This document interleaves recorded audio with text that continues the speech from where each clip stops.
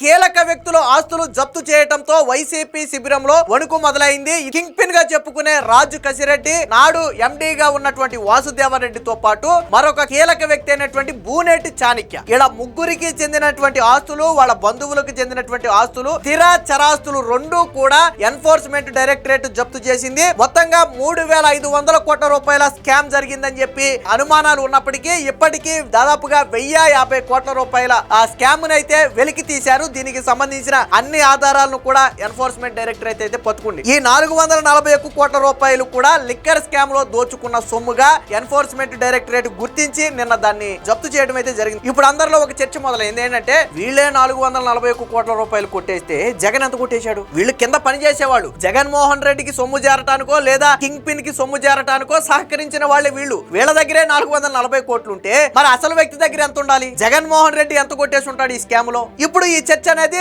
బయట ప్రజల్లో నడుస్తుంది. సో దానికి త్వరలోనే సమాధానం చెప్పుద్ది. ఈడీ ఏమి ఇక్కడ తాగదు.